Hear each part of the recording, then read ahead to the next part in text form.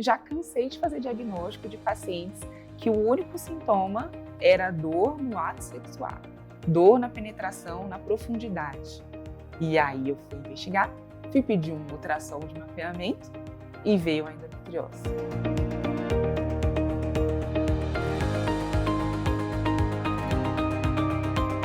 Sejam bem-vindos ao Imagem que Conecta. Existe uma frase que eu sempre ouço no consultório. Doutora, eu achei que essa cólica intensa era normal. E existem poucas doenças que eles silenciam a mulher, tanto quanto a endometriose. Hoje, no episódio que conecta, falaremos sobre sexualidade, endometriose, fertilidade feminina, cirurgia robótica e cirurgia por vídeo. E para isso, eu recebo hoje a doutora Júlia Alessandra, que tem muita experiência e que tem um olhar diferente. Ela não trata a paciente cirurgicamente só pensando na cirurgia, ela trata a mulher como um todo. E é um prazer muito grande você ter aceito o convite e falar aqui para a gente um tema tão legal e que vai ser muito importante para vocês. Que a nossa missão, uma missão do Imagem que Conecta é mostrar a importância de uma boa avaliação e de um exame que conecte as especialidades, ambos falando a mesma língua. Seja muito bem-vinda. Muito obrigada, Meire, pelo convite. É um assunto que eu adoro falar sobre saúde da mulher, adoro falar sobre endometriose. Gosto de operar? Gosto, como a gente já conversou, né? Mas muito antes da cirurgia vem como saber da mulher, como ela está vivenciando esse processo do diagnóstico, como ela recebeu esse diagnóstico de endometriose, como ela está se sentindo no atual momento, né? E você atua tanto no tratamento clínico quanto cirúrgico, né, da endometriose, nas esteroscopias e também na saúde feminina, na consulta com a ginecologista. Exatamente. Na verdade, a maioria das pacientes que têm endometriose, o tratamento é clínico. Então, quando nós ouvimos falar de uma paciente que tem indicação de cirurgia para endometriose, que seria ou por videolaparoscopia ou por via robótica, essas são a minoria das pacientes de endometriose. A maioria das pacientes de endometriose nós tratamos clinicamente. E eu até falo com as pacientes, olha, você ganhou, né, o selinho ali da endometriose, mas não quer dizer que a endometriose é igual a faca. Sim. Né, que você vai para a cirurgia toda vez que você tem esse diagnóstico. Existem outras possibilidades, o tratamento é multidisciplinar, né, você pode até nos orientar da importância dessa interdisciplinaridade no tratamento das pacientes com endometriose. Sim, exatamente. Como eu costumo comentar, a endometriose ela não é uma sentença. Então, como que nós fazemos o diagnóstico? Diante do quadro clínico da paciente, principalmente de dor crônica, dor pélvica crônica, e os dois principais sintomas são dor pélvica e infertilidade. Nem toda paciente tem dor, nem toda paciente tem infertilidade. Diante do quadro clínico dessa paciente, nós pedimos exames de imagem para poder complementar essa investigação. E a ecografia de mapeamento de endometriose é a grande chave, é o que nos ajuda no diagnóstico. Então, diante do resultado da ecografia de mapeamento, em que nós fazemos o diagnóstico de endometriose, o que eu comento com a paciente não é uma sentença. Nós, a partir de agora, vamos fazer o tratamento. Se puder fazer só o tratamento clínico para alcançar o bem-estar da paciente, ótimo. Muitas vezes o tratamento hormonal, mas não é sempre. Tratamento com outros medicamentos para dor, reeducação alimentar, hábitos de vida com relação à atividade física regular, até mesmo gerenciamento de estresse, de sono, seja com a ajuda de um psicólogo, seja com a ajuda de um psiquiatra, muitas vezes. Então, é esse tratamento multidisciplinar que nós conseguimos oferecer à paciente e, consequentemente, conseguimos alcançar o bem-estar dela. E eu digo também para as pacientes que o diagnóstico da endometriose ele é clínico. Sim. Né? Vocês, através da história clínica, das perguntas provocativas e também do exame físico, vocês sabem se o paciente tem ou não. Elas vão, né? Chegam até a gente. Eu sou uma entusiasta do ultrassom, eu adoro ultrassom. Sim. Eu brinco que eu não troco meu ultrassom às vezes por nenhuma ressonância. Mas é lógico que os métodos se complementam, né? Obviamente, ainda mais para compartimento posterolateral, mas a gente no ultrassom já está vendo ali lesões indo para músculo piriforme, em topografia já do nervo hipogástrico. Então, a ultrassonografia é poder, né? Na mão daqueles que sabem, né? Sim. Que não adianta ter uma Ferrari, mas também não saber dirigir.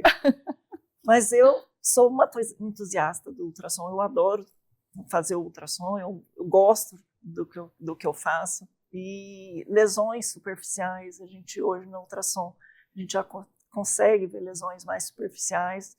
Falo com as pacientes que a gente não tem uma relação de lesão grande, a dor ser grande, ou da lesão ser pequena e a dor ser pequena, né? Porque a gente tem esse impasse. Porque não são todas as vezes que as pacientes virão da doutora Júlia. Elas virão de outros colegas mais generalistas.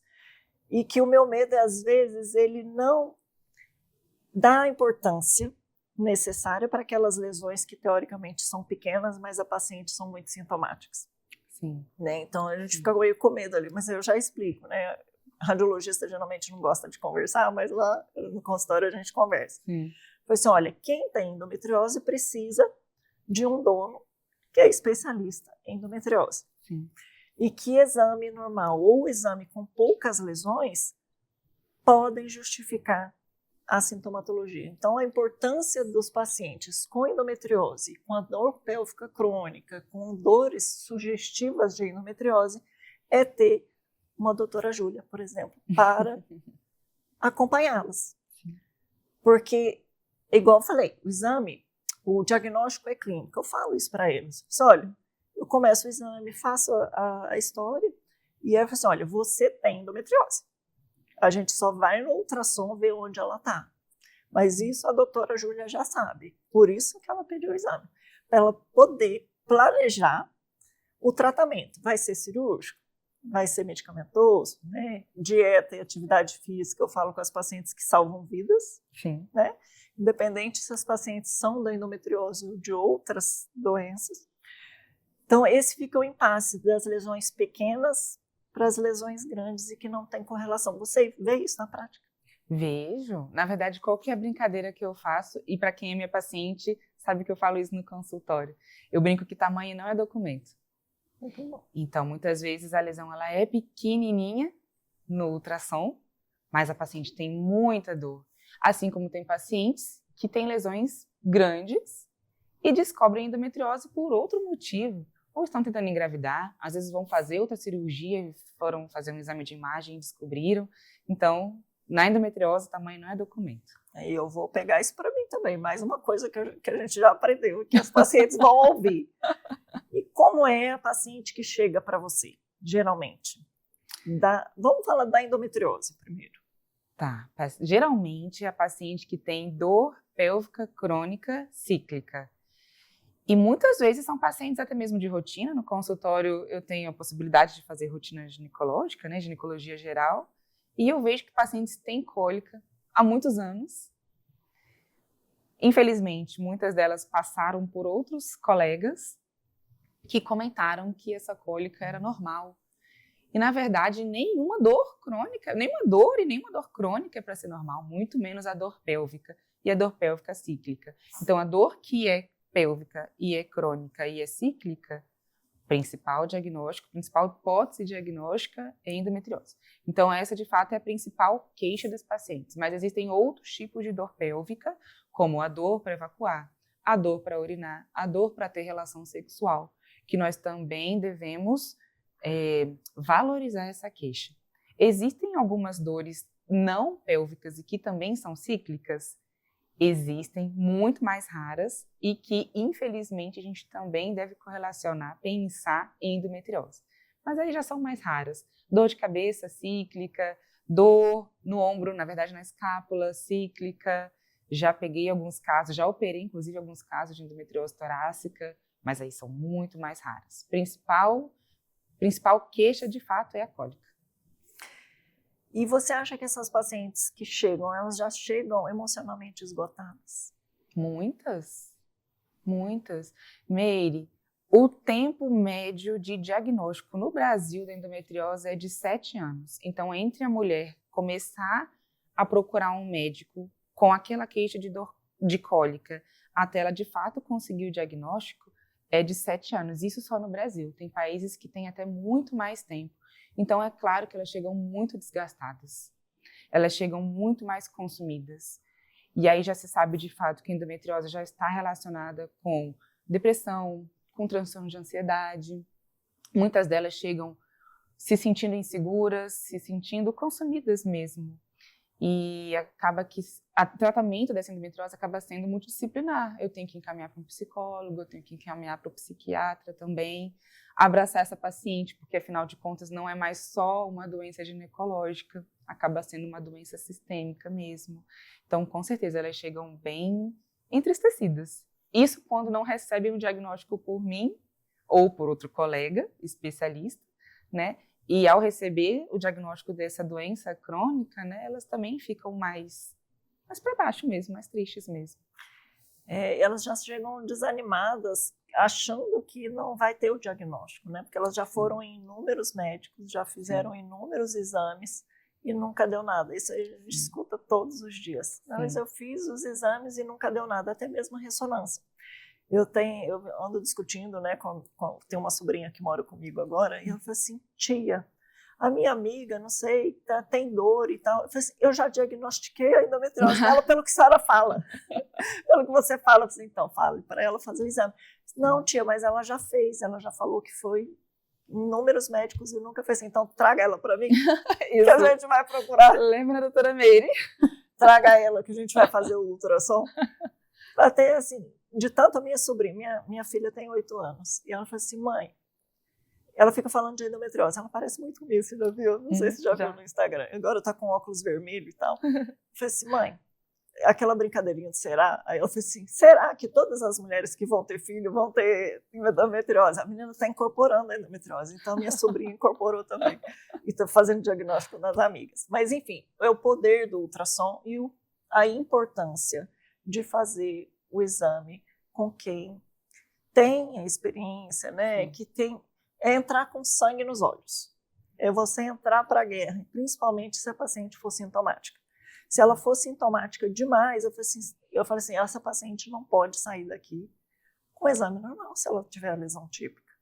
Nem que seja lesão superficial. Aí a gente fica contando as mentiras e depois manda para vocês.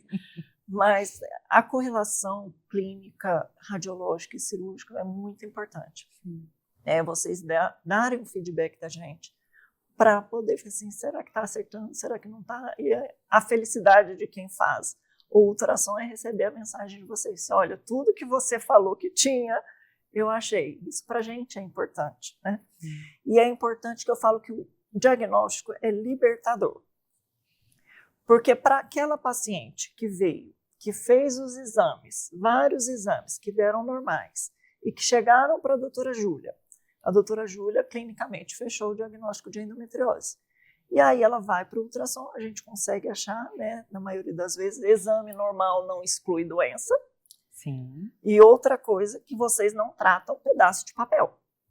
Sim. Eles não tratam os médicos que solicitam os exames, né?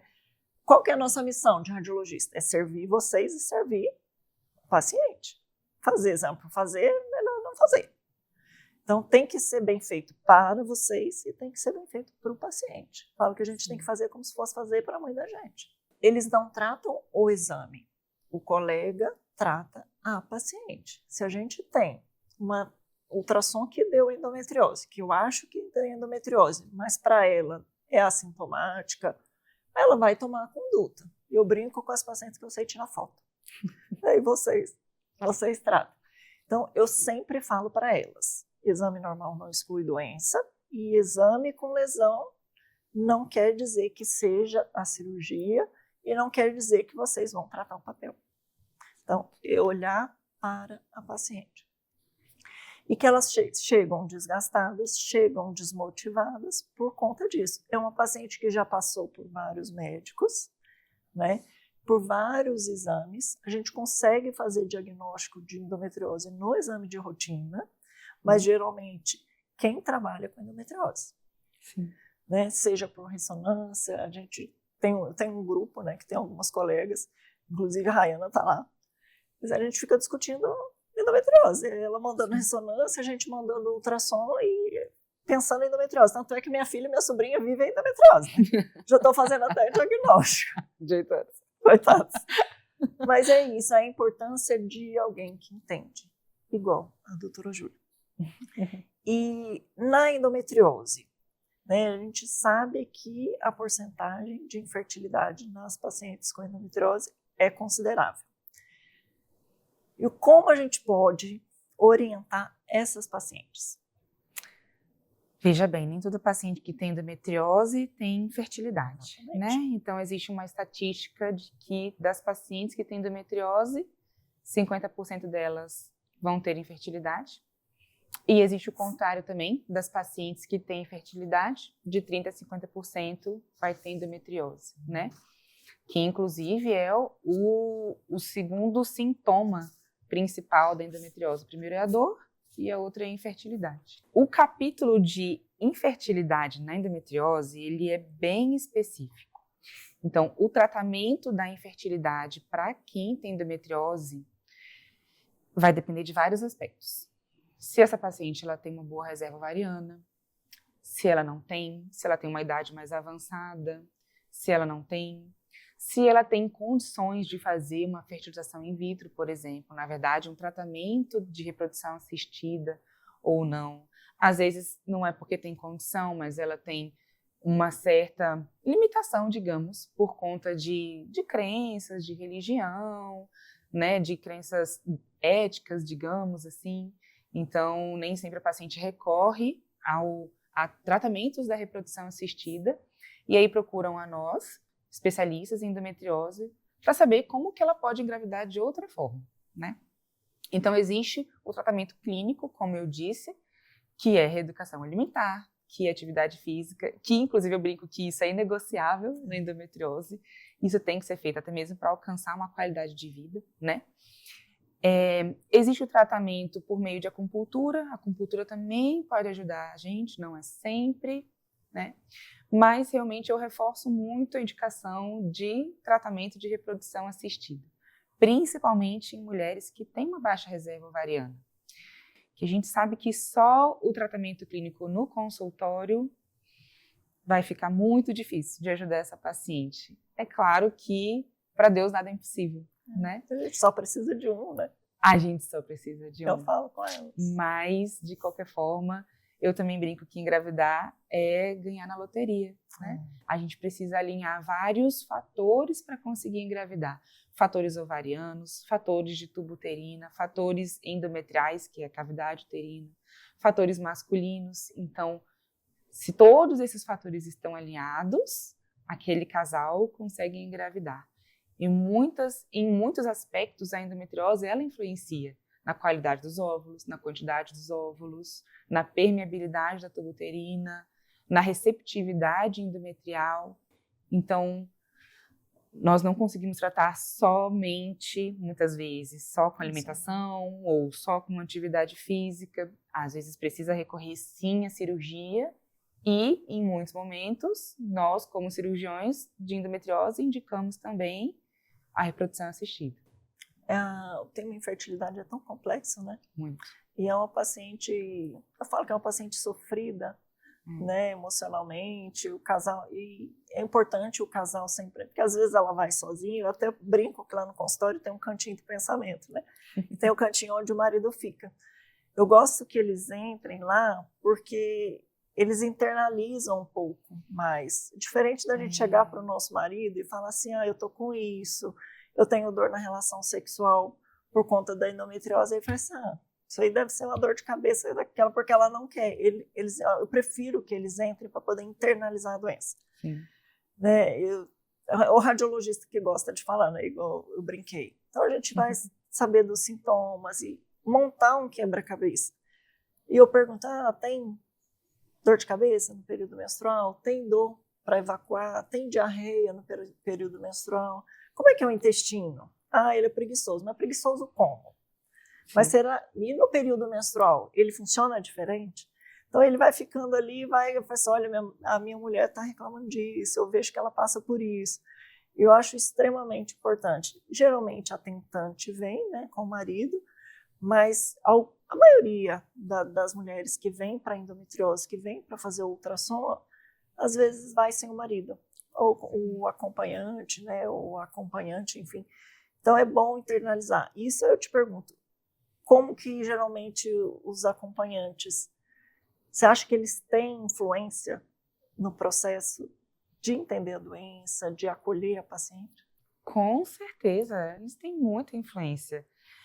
A partir do momento que eles entendem a dor da parceira, já ajuda bastante para poder correr atrás do diagnóstico, né? Uma vez que o parceiro ou a parceira não entendem a dor da mulher, essa mulher ela vai se sentir mais limitada para poder procurar a ajuda de um médico, procurar a ajuda de um especialista em imagem, ela vai ficar mais limitada mesmo. Então, se o parceiro a compreende, ela vai se sentir mais à vontade para procurar esse diagnóstico. E a partir do momento que acontece o diagnóstico, é claro que, e ela leva esse diagnóstico até em casa, né? O parceiro ele facilita na ajuda com relação à educação alimentar, se for o caso. Vamos fazer uma academia juntos, né? Vamos passar mais momentos de lazer juntos. Com relação àquela queixa de dor na relação sexual, ele vai entender mais, porque afinal de contas, ela já tem uma causa orgânica para aquela dor, que é o que muitas vezes eles não entendem quando a esposa se queixa da dor, e ele não está entendendo por quê, acha que é uma dor de cabeça, como você disse, né? E na verdade ela tem uma causa orgânica para aquela dor. Então, a partir do momento que ele sabe o que a esposa tem, com certeza que o tratamento dela é facilitado, tanto para a dor quanto para a infertilidade. E nas pacientes, né, por exemplo, hoje teve um paciente que foi para fazer um exame de cervical. Olhei no ultrassom 30 anos. Veio com o marido, eu falei assim, você está pensando em engravidar? Sim, estou, talvez o ano que vem, né? Eu falei assim, olha, se você, quando liberar para engravidar, e se eventualmente, perguntei se tem cólica, você tem. Aí você começa, o negócio era cervical, você perguntou da cólica, você vê como é que está o negócio. Aí eu falei assim, você tem cólica? Eu falei assim, tem. Você faltou à escola alguma vez por cólica? Eu falei assim, faltei. Eu falei assim, ai meu Deus, lascou, né? Vamos lá. Tem diarreia no período menstrual? Eu falei assim, tem. Eu falei assim, meu Deus. Eu falei assim, olha, vocês estão pensando em engravidar, quando liberar, ou até antes de liberar, não fica demorando. Por exemplo, passou 6 meses, passou 7 meses, passou 8 meses, não fica muito tempo, né? Não vem, você procura um médico, investiga. Por que eu estou te perguntando? Porque você pode ter endometriose diante dessas 3 perguntinhas. Sim. Mas aí só sei que a paciente depois, eu acho que vai voltar, vai fazer um mapeamento. Olha, vamos investigar, vamos fazer o ultrassom, né, ver como é que está essa reserva de folículos. Sim. Hoje a gente começa a engravidar mais tarde, né? Eu tive minhas meninas com 34. As pacientes, se a gente tem um tempo de diagnóstico de quase 10 anos, é uma paciente que vai chegar para a gente com 32 anos. E ela vai ter uma baixa reserva, uma qualidade ruim e a endometriose. Então a gente vai fazer exame de cervical, já ganha quase com a endometriose, coitada. Mas assim, investigar, são testes provocativos, né? A nossa missão é levar informação, porque talvez o ginecologista não leve. Infelizmente. E falando de um tema que eu sei que você gosta, é da sexualidade, né, da mulher. Eu vi também que você fez um comentário e explicou pra gente sobre libido e sexualidade. Qual é a diferença? A sexualidade ela é uma combinação de comportamentos. São comportamentos que se definem por meio de como a mulher se relaciona, na verdade, com uma pessoa. Se relaciona com outra pessoa ou como ela se relaciona consigo mesma. A libido, na verdade, ela é uma das fases da via de resposta sexual da pessoa. Então, vamos lá. A sexualidade é como você, Meire, vê você mesma, como você trata você mesma. Então, quando a gente fala de sexualidade, não é só sexo. Ou a forma como você trata o seu esposo, como vocês se relacionam, não necessariamente na vida íntima. Já a libido, essa sim faz parte da via de resposta sexual. Então, por que eu gosto de comentar essa diferença no consultório? Porque muitas pacientes têm queixa de libido, por exemplo, né? fugindo um pouquinho do assunto da endometriose, ou não, porque pode estar relacionado também. E aí a libido é a primeira fase da via de resposta sexual. Então, tem em várias revisões literárias, né, várias descrições de literatura, que falam pra gente como é a via de resposta sexual. Uma das descrições mais comuns no mundo é uma que se divide em 4 fases, a via de resposta sexual. A primeira delas é a libido. Depois vem a excitação, o orgasmo e resolução. A libido é literalmente o desejo, seja do homem, seja da mulher.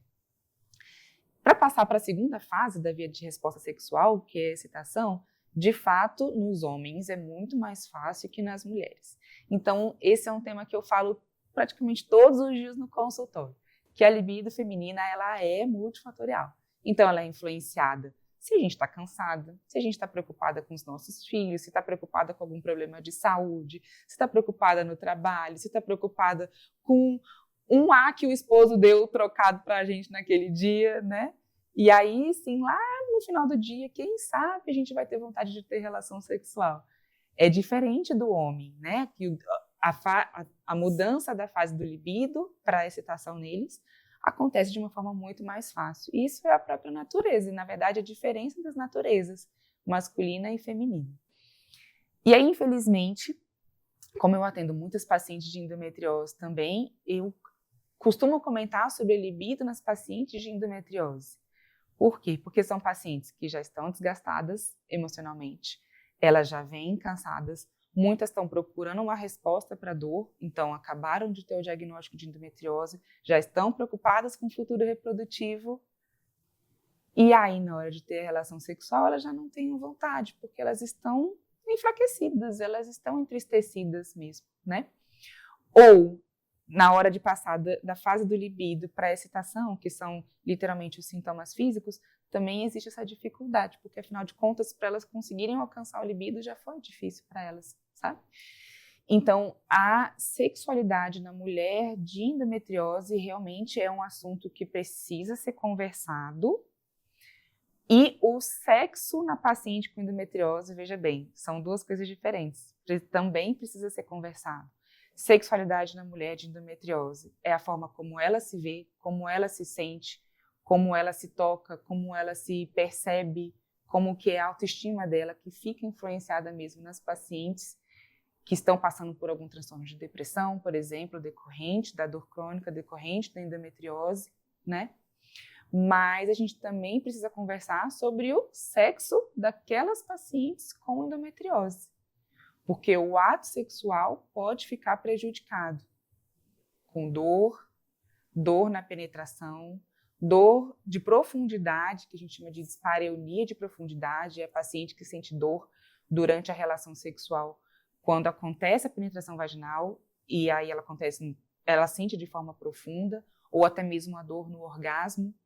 Tem pacientes que a longo prazo passam a ter dor na relação sexual no começo da relação, então não é mais só de profundidade, ela já começa a sentir uma dor de origem muscular. São pacientes que já estão tão entristecidas, já estão tão tensas, já estão tão traumatizadas com a dor para ter relação, que elas passam a ter a dor, elas passam a ficar literalmente tensas. A musculatura pélvica, nossa, que é muito potente, também passa a causar dor na paciente de endometriose, ela passa a ter os 2 componentes de dor na relação sexual, e isso também precisa ser conversado com essas pacientes, que o sexo, o ato sexual delas pode ficar prejudicado às custas da endometriose. E a qualidade de vida sexual, ela está intrínseca na qualidade de vida como um todo. É descrito pela OMS. Então, esse assunto precisa ser conversado no consultório também por um especialista de endometriose. Se tiver um tempinho, se puder ter um tempinho durante a consulta para falar sobre sexo, sexualidade e sexo nessa paciente, é importantíssimo. Eu vejo que lá no consultório isso é negligenciado, né?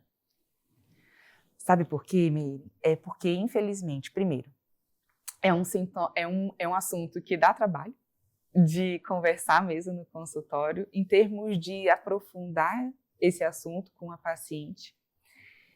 E, infelizmente, existem alguns cenários nos atendimentos que são atendimentos que têm que ser rápidos, atendimentos de muitos médicos que atendem por convênio E a realidade deles é assim mesmo, não quer dizer que é certo, que é errado, né? Mas que, infelizmente, tem que fazer o atendimento rapidamente e, infelizmente, não conseguem ter tempo de abordar esse assunto também. E tem pacientes que vêm no consultório só com a queixa de dor na relação sexual. Já cansei de fazer diagnóstico de pacientes que o único sintoma era dor no ato sexual, dor na penetração, na profundidade. E aí eu fui investigar, fui pedir um ultrassom de mapeamento e veio a endometriose. Então era o único motivo da paciente e que por fim eu tive que levar à cirurgia, isso mais de um caso, mais de uma paciente, infelizmente, que a única queixa dela era dor. Ah, doutora Júlia, mas eu vou operar só porque eu tenho dor na relação sexual? Não é só, é muita coisa. Isso define a sua relação com seu parceiro ou com a sua parceira, pode influenciar no seu casamento, pode influenciar na forma como você vê você mesma, né? Como a mulher se percebe. Então, não é só uma queixa, é uma queixa muito importante que muitas vezes leva a paciente à cirurgia mesmo e que, felizmente, na maioria das vezes, elas ficam bem no pós-operatório. Elas conseguem resolver essa queixa. O que a gente ouve é que alguns colegas dizem, isso é psicológico, né? Isso aí, inúmeras vezes a gente já ouviu que a dor da paciente, né, na relação sexual seria psicológico porque ela não relaxa, né? E ele falou que não, porque ela não relaxa.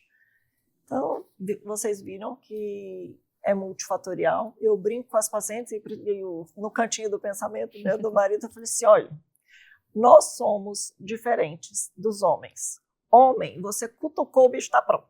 Aí teve uma paciente que falou assim, doutora, não precisa nem cutucar. O bicho está pronto. Eu falei assim, pois é, tá vendo? Uhum. É muito mais complexo, né? As preliminares, o carinho.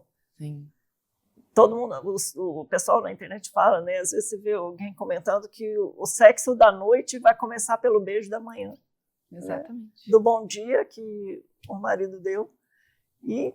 Da louça que o marido lavou. Não é? Do menino que colocou para dormir. Exatamente. Então, é mais complexo. Eu falei assim, homem é diferente. Né? E a gente vai tentando orientar. Você viu que eu oriento também o paciente, sai lá falando da importância da fisioterapia, da liberação miofascial, que ela já vai tensa para a relação sexual. Sim. E isso é um conjunto e ele vai internalizando. Aí eu vejo que eles apoiam mais e veem a importância. Só que eu falo assim, gente, a fisioterapia incomoda. Mas é extremamente necessário. Os pacientes dão um feedback muito positivo com a fisioterapia pélvica e a dieta e a atividade física. Também. E nas pacientes na sexualidade, né, que você falou que a gente tem que orientar e tudo. Na endometriose, ela precisa ser mais acolhida? Você acha que o marido também deveria entrar, né? Assim, né? Você vê na prática que as mulheres vão só, por exemplo, a maioria? A maioria das pacientes vai só, realmente. Assim, não cabia a mim julgar, exatamente. Né? Às vezes os maridos estão trabalhando, estão ocupados, né? Mas a maioria delas realmente estão sozinhas, elas vão nas consultas sozinhas. São pacientes que já sentem dor há muito tempo, e aí qualquer tipo de dor crônica, né? Desde uma enxaqueca, uma artrite, uma dor de endometriose, ela pode influenciar num estado de humor depressivo, ou até mesmo de uma depressão, de um transtorno de ansiedade, por aí vai. Então, são pacientes que elas já estão sofridas por um tempo, né? E que o parceiro, de fato, precisa compreender que a endometriose, por si só, ela é capaz de causar uma depressão. Então, são pacientes que precisam de um companheiro que entenda a dor orgânica, ela tem uma causa orgânica, anatômica, para essa dor, que foi o que você comentou agora, né? Ah, será que a dor é psicológica? E não é, elas têm uma causa orgânica disso. E que muitas vezes, se elas passam por um período estressante, uma briga que teve em casa, um estresse no trabalho, isso também pode influenciar na dor delas. E literalmente aumentar aquela dor, né, em grau de sensibilidade mesmo, daquele dia. Ela sente mais dor, embora ela não tenha mais ou menos endometriose de um dia para o outro. Mas se ela está passando por um momento difícil, se o casamento também não está acontecendo de uma forma harmoniosa, né, isso também pode influenciar na forma como a paciente sente a dor dela. Aí, eu sou uma paciente com endometriose. Eu falei assim, doutora Júlia, qual que é melhor eu operar? Por vídeo ou por robótica? Elas perguntam. Perguntam. Olha, a minha resposta vai ser sempre que é melhor operar pela via robótica. Mas por conta do que eu posso oferecer a ela. Primeiro, em termos de qualidade da cirurgia, né? E segundo, porque eu tenho evidência científica para isso. Então, o que a gente tem de evidência científica comparando videolaparoscopia com via robótica? De ganho objetivo para a paciente é a dor no pós-operatório. Então, a dor no pós-operatório de uma via robótica realmente é menor do que a dor do pós-operatório da videolaparoscopia. Isso é o que a paciente sente objetivamente, tá? Agora, em termos de segurança, que aí a gente como médico acaba transmitindo a paciente, né? Realmente uma cirurgia até mais segura do que a videolaparoscopia. É óbvio que ambas têm que ser feitas por equipes experientes. Isso por si só já oferece à paciente a segurança. Mas a via robótica, ela é uma via que oferece menos risco de lesão de órgãos adjacentes, menos risco de lesão neural, menos sangramento, a gente chama de controle de hemostasia, que é o controle de sangramento, né, durante a cirurgia. O controle de hemostasia, ele é melhor na via robótica do que na via laparoscópica. Para equipes experientes, a cirurgia acaba sendo mais rápida na via robótica do que na via laparoscópica. Então, aquela máxima de que falam que, nossa, a via robótica é muito mais longa para paciente do que a via laparoscópica. Isso para equipes que estão começando o treinamento. Para quem já é experiente, quando eu falo equipe, é a equipe como um todo, não são só os médicos, tá? A cirurgia acaba acontecendo mais rápido. Cirurgia robótica para endometriose profunda, com acometimento intestinal, vias urinárias, uma miomectomia múltipla, uma esterectomia de grande porte, de grande volume. Acabamos fazendo de forma mais rápida e até mesmo mais segura na via robótica, no via laparoscópica. Então, a minha resposta é sempre, se pode fazer via robótica, é o ideal. Tem algumas cirurgias que realmente a gente consegue alcançar o mesmo sucesso, né, o mesmo grau de sucesso via laparoscópica e via robótica, com certeza, principalmente cirurgias menores. Mas as cirurgias mais complexas, eu sugiro fortemente de fazer via robótica. Cirurgias mais complexas. Vamos falar para a paciente. O que é uma cirurgia complexa na endometriose? O que geralmente ela comete para você falar assim, essa cirurgia vai dar trabalho e essa cirurgia tem maior risco e eu queria muito fazer por robótica. Endometriose, que tem grandes lesões, acometimento intestinal, acometimento de vias urinárias, acometimento extrapélvico, por exemplo, endometriose torácica, endometriose diafragmática, então eu sugiro fortemente via robótica. Outros tipos de cirurgia, miomectomia múltipla, miomectomia grande, de grandes miomas, histerectomia de grandes úteros, prolapso uterino ou prolapso de vagina, também sugiro fortemente via robótica. E alguns casos de câncer na ginecologia também, como câncer de endométrio, por exemplo. A ultrassonografia transvaginal para mapeamento de endometriose, o que ela te ajuda no planejamento de tratamento, tanto clínico quanto cirúrgico? Ela me ajuda em tudo. Então, a ecografia para mapeamento, ela é extremamente importante. Ela é extremamente importante para diagnóstico, ela é extremamente importante para conduta, planejamento cirúrgico, se for o tratamento, e ela é extremamente importante para a condução da paciente ao longo dos anos de acompanhamento com o especialista. Então, vamos lá. A ecografia para mapeamento, ela me ajuda no diagnóstico, a dar a informação para a paciente, aonde que ela tem aquela alteração anatômica, que aquela alteração anatômica, por mais que seja grande ou pequena, ela não vai interferir, ela não vai definir o grau de dor da paciente, tá?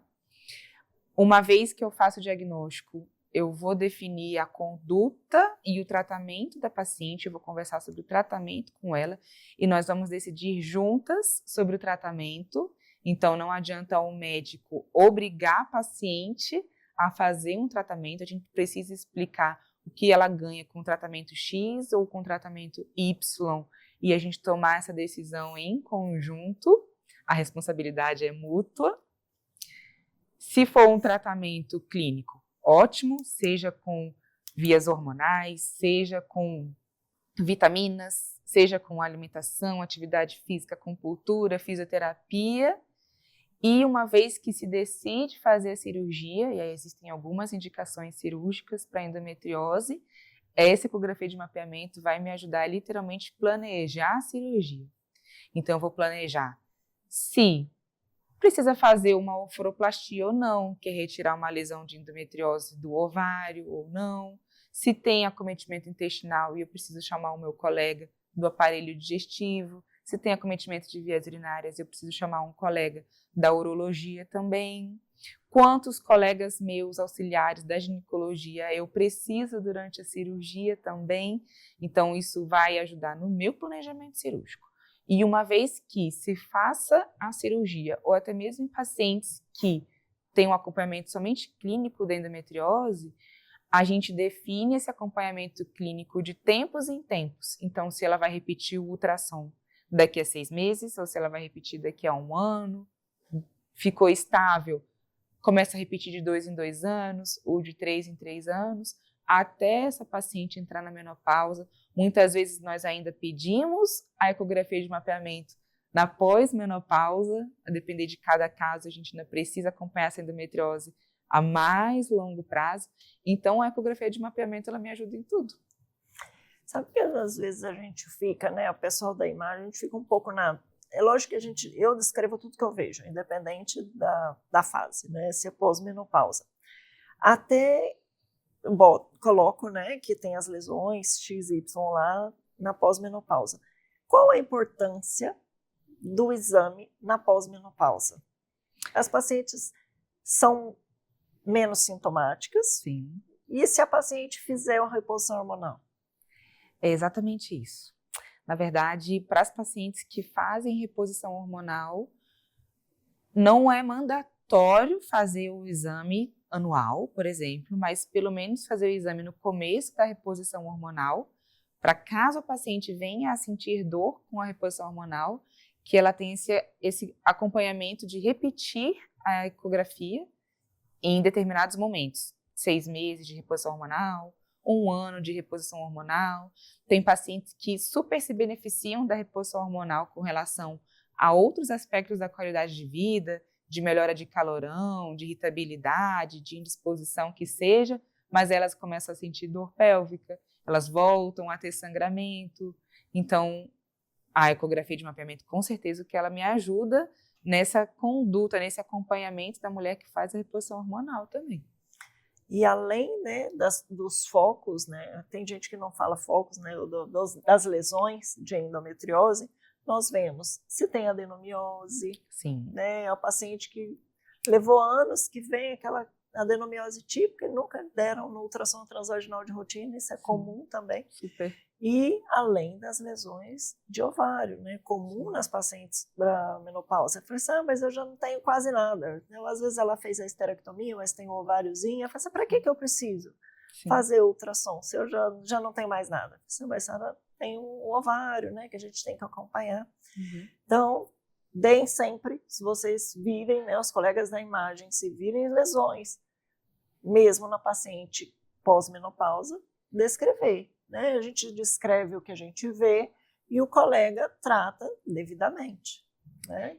Novamente, não vão tratar só o papel. Exato. E por que vocês têm uma função muito importante nisso? Porque a paciente que é esterectomizada e já está na menopausa, se ela for recorrer a um tratamento de reposição hormonal, o ginecologista generalista, provavelmente ele vai prescrever uma reposição hormonal só à base de estrogênio. E essa paciente que previamente teve endometriose, ela pode voltar a ter sintomas. Então, se o nosso colega radiologista, ele consegue visualizar uma lesão de endometriose numa paciente pós-menopausa, inclusive numa paciente esterectomizada, o ideal é que ele converse com essa paciente, de modo que essa paciente leve informação ao ginecologista dela e o ginecologista consiga definir uma reposição hormonal para ela melhor do que se fosse só com estrogênio isolado. Fica a dica, né?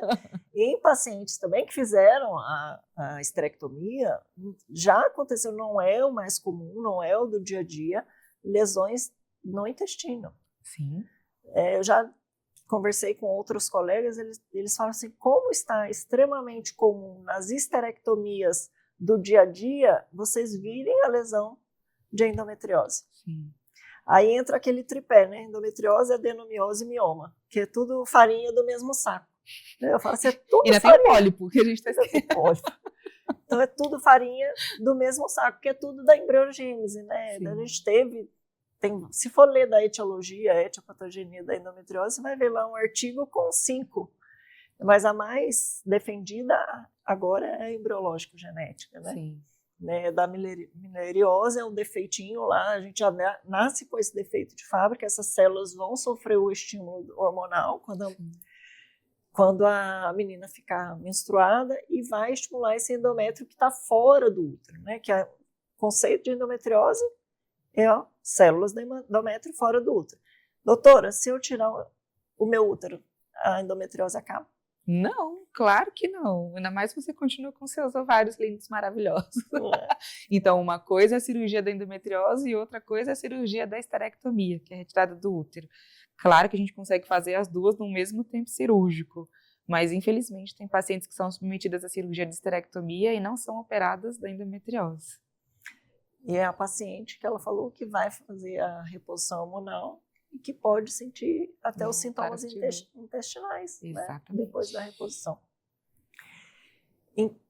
O que, então, o meu exame precisa te entregar para ser assim, aquele exame foi excelente? O que o radiologista precisa te dar de informação?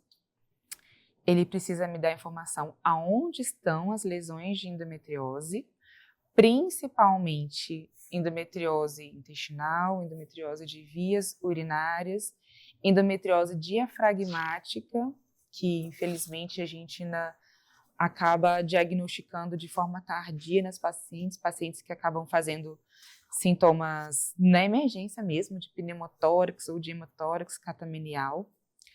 Além de localização das lesões ou dos focos, né? O tamanho dessas lesões, porque se houver indicação cirúrgica, nós precisamos estar preparados para esse tamanho de lesão. Se existe acometimento intestinal, além do tamanho das lesões, o grau de acometimento com relação à parede intestinal, né, extensão, circunferência, acometimento de parede, de vias urinárias também, principalmente de ureter, porque a cirurgia acaba sendo bem mais complexa, tá? E uma coisa muito interessante, que vale muito a pena passar isso para os colegas radiologistas, que é uma grande vantagem do ultrassom de mapeamento comparado com a ressonância, é que os colegas, por ser um exame dinâmico, a paciente consegue falar onde ela está sentindo dor.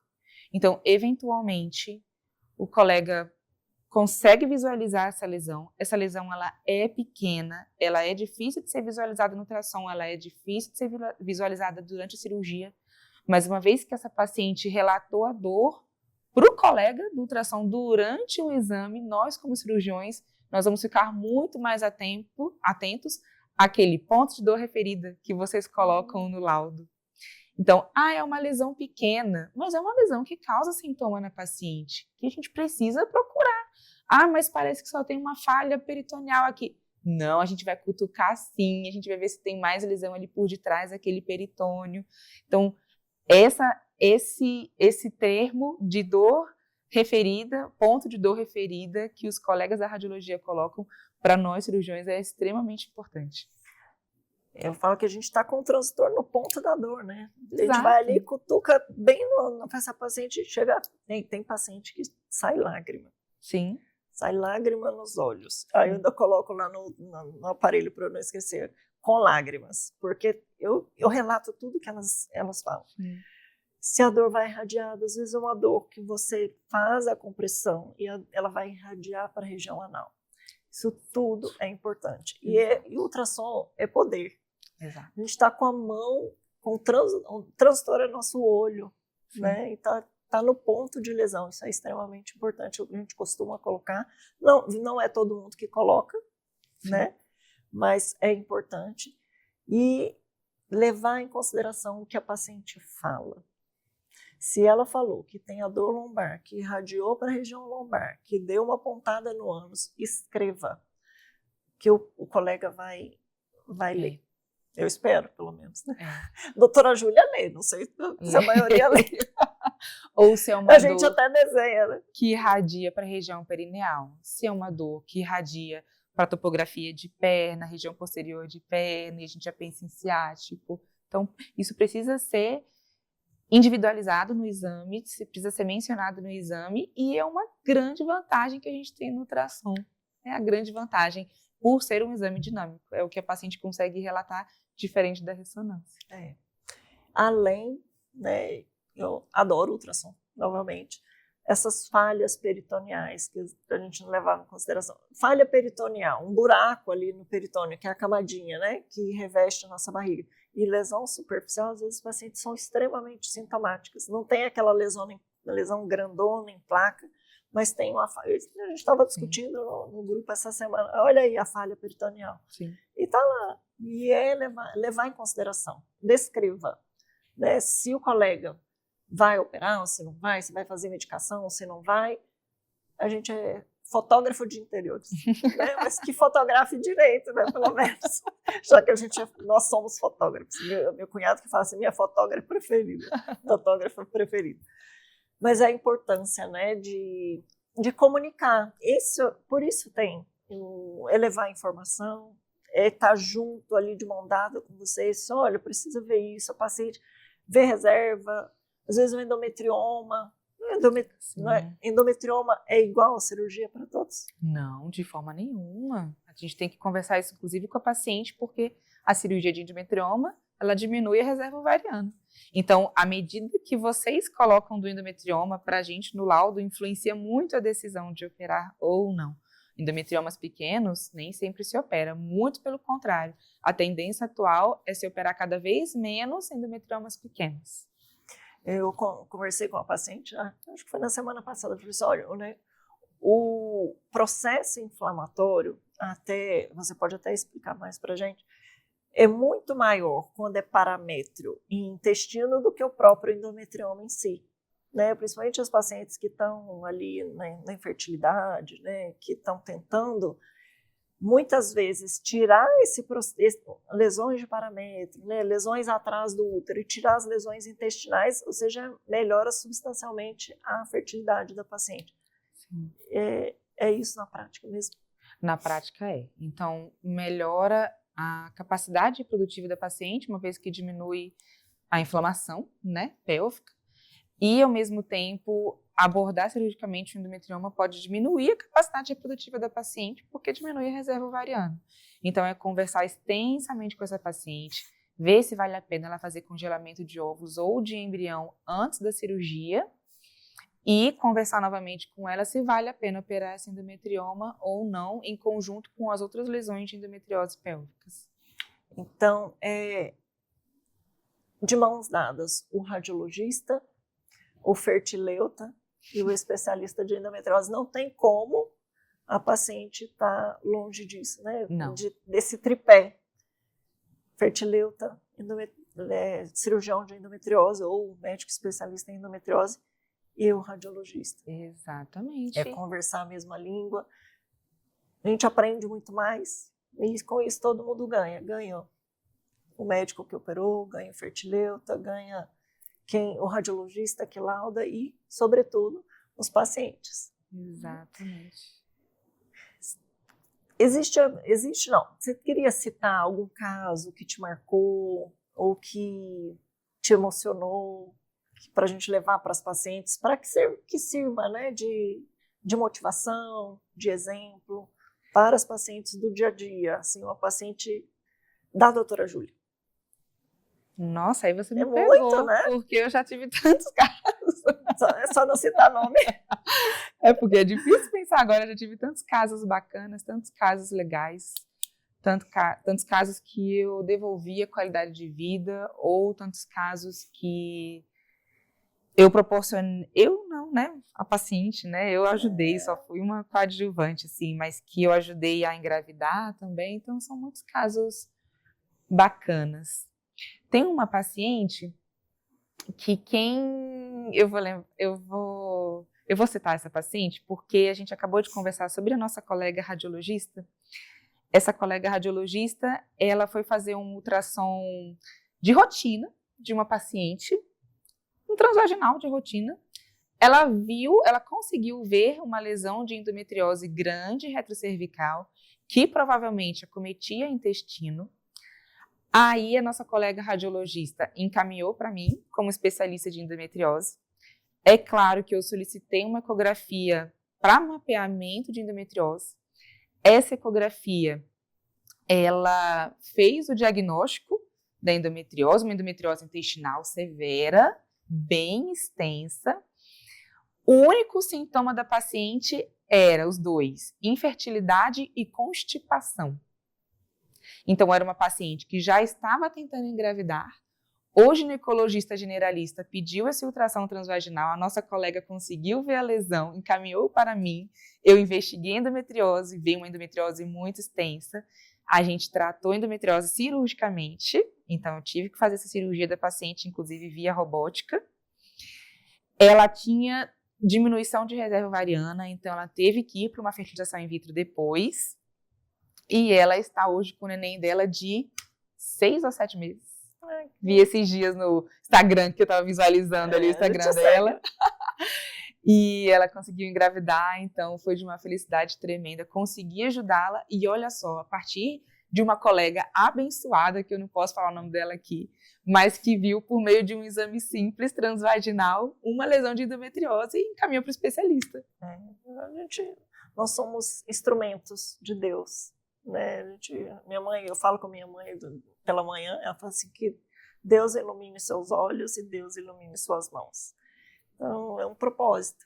Né? É isso que a gente gosta de ver. Nós estávamos conversando e ela falou que adora operar, né? Mas ela também, um bom cirurgião sabe dizer não. Uhum. É isso que nós estávamos discutindo aqui, conversando nos bastidores, quando não indicar. Né? O bom cirurgião também sabe falar não. Apesar de gostar de mexer com as mãozinhas, também sabe falar não. Eu queria te complementar, Meire. Eu acredito muito que a gente veio nessa vida para servir. Então, Deus deu um dom a cada um de nós, um dom diferente, né? Você como médica, eu também, nossos colegas que não são da área da saúde, os colegas da reprodução, os ecografistas, os radiologistas, os fisioterapeutas, os nutricionistas, e cada um veio para servir, Deus deu um dom diferente e a gente veio para servir. Então, você serve.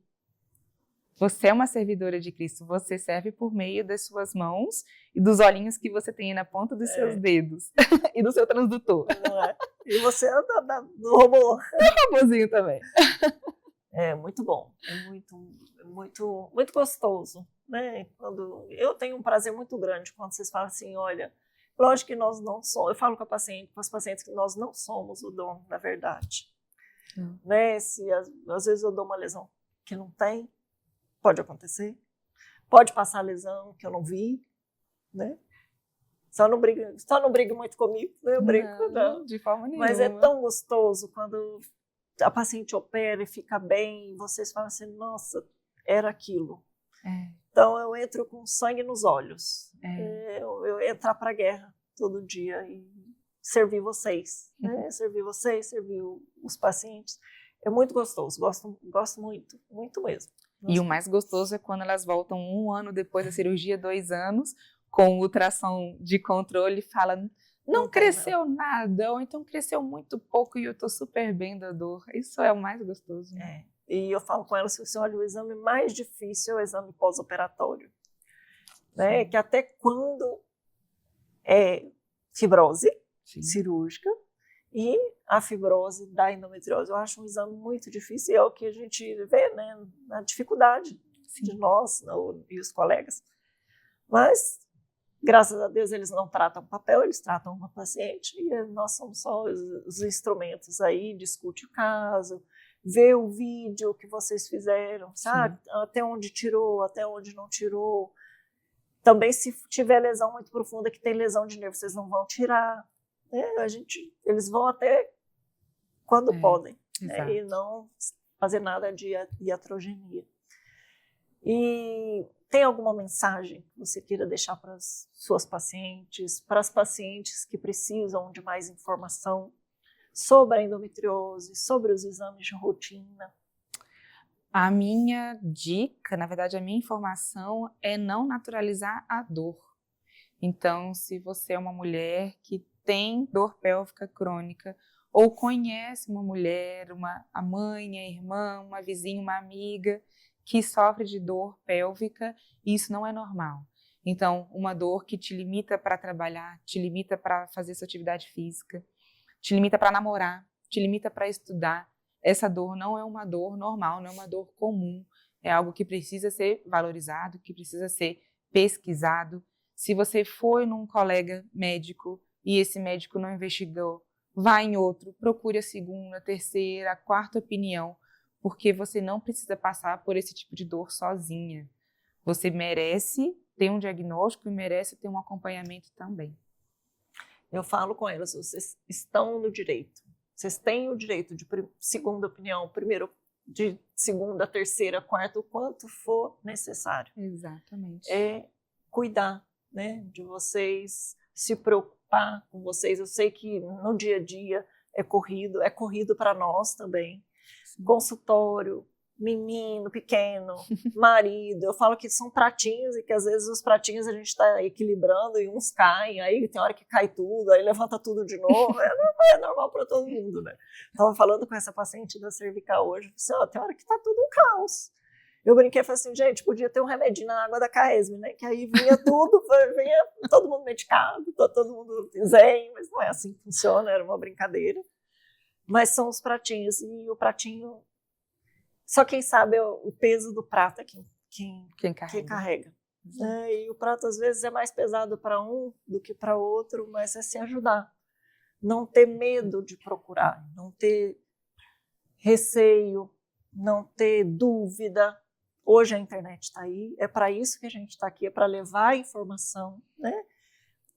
Os colegas que estão aqui são escolhidos, vamos a dedo. Eu iria, né, se eu precisar operar, fazer uma cirurgia de uma robótica, é a doutora Júlia, que está ali com o instrumento na mão, com as mãos de Deus, e que vai cuidar tão bem. Então, é procurar colegas que entendem. Hoje a gente vê na internet que tá uma terra de ninguém. Todo mundo fala o que quer e o que não quer. Né? Vários tratamentos que não têm embasamento científico. Né? Procurar lá o RQE, procurar um médico especialista. Isso é direito de todos. E tem muitos colegas bons e muito atentos e que não falam, né, que não pensam no paciente só como um instrumento cirúrgico. Vou operar, lógico que dinheiro, né, é o nosso trabalho, né, mas não é só isso que é o pensado, isso vem em consequência a um bom trabalho. E muito obrigada, eu adorei te receber aqui, foi muito, muito, muito bom. E espero vê-la pessoalmente mais vezes. Com certeza. Né? A gente vê pelos pedidos, mas muito, muito obrigada. Foi maravilhoso.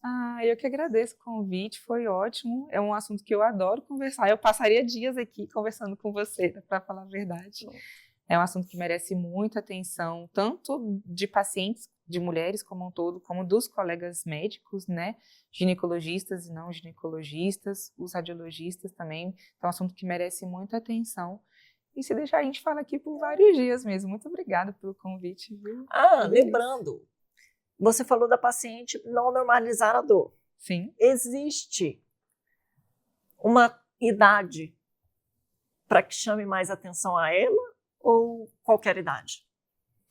Boa pergunta, excelente pergunta. Vamos voltar. A gente falou tchau, mas depois a gente fala tchau de novo. A gente vai ficar aqui até a meia-noite, Carol? Vai, tudo bom. Depois a gente fala de tchau de novo. Mary, seguinte, tem uma dor, tem um tipo de cólica que é muito comum em adolescentes, que a gente chama de dismenorreia primária. Eu atendo muitos adolescentes no consultório também, que é uma cólica que ela é comum, ela aparece nos primeiros anos pós primeira menstruação, e essa cólica ela vai diminuindo ao longo do tempo, tá? Então, se eu recebo uma paciente adolescente que acabou de menstruar e ela está começando a ter cólicas, é isso que eu vou comentar com ela. Olha, essa cólica ela tende a melhorar conforme o tempo vai passando, conforme os meses e anos vão passando.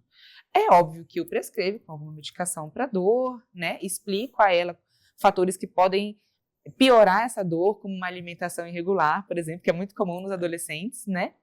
E a partir do momento que essa cólica ela não melhora, muito pelo contrário, ela piora. Então, adolescentes que têm cada vez mais cólicas, cada vez mais intensas, que fazem com que essa adolescente faltem às aulas, vão para o pronto-socorro com cólica, aí essa dor não é normal. Então, quando você me pergunta a partir de que idade investigar a endometriose, eu vou responder que é a partir do momento que essa cólica, mesmo em adolescentes, não está melhorando e sim piorando. É para investigar. Então, para você que é mãe, que é professora, que é uma tia, que é uma vizinha, que conhece uma adolescente que sofre com muitas cólicas, cólicas intensas, cólicas que atrapalham essa adolescente de estudar, de fazer a atividade física dela, oriente com relação à investigação dessas cólicas, muitas vezes por meio de um ultrassom de mapeamento para endometriose, porque a partir do momento que essa adolescente tem endometriose, a ausência de tratamento pode impactar tanto na qualidade de vida dessa jovem, quanto no futuro reprodutivo dela. É fazer a diferença. Aí, nos pacientes, nas adolescentes, que são virgens, sim, nós temos duas opções. Ou nós iremos fazer a ressonância com preparo intestinal para o mapeamento de endometriose, ou a ecografia com preparo intestinal transretal. Sim. Aí isso deve ser avaliado entre a mãe, a paciente, o médico assistente, para ver a aceptividade da via. Né? É desagradável, muitas vezes não é tão aceito tanto pela paciente, né? Apesar da gente usar a lidocaína, usar o anestésico, mas isso deve ser avaliado. Aí eu te pergunto, vamos para a prática. Adolescente com clínica típica de endometriose, ressonância normal, e não vai fazer o transretal. Novamente, ela deixa de ter endometriose com uma ressonância normal? Não. Na endometriose, tamanho não é documento. Então, muitas vezes, ela tem a endometriose peritoneal ou superficial, que por conceito é definida como endometriose com lesões a menos que 5 milímetros, não consegue ser visualizada nesse exame de ressonância, e por mais que a ressonância venha normal, nós devemos orientar que não exclui a possibilidade dessa jovem ter endometriose e muito menos exclui a possibilidade de tratamento. Aí o conto o pessoal vai achar que é mentira, né? Eu peguei uma paciente adolescente, virgem, e fiz uma ecografia pélvica nela. Deus iluminou, a menina tinha líquido livre e eu consegui ver lesão superficial peritoneal no ultrassom pélvico.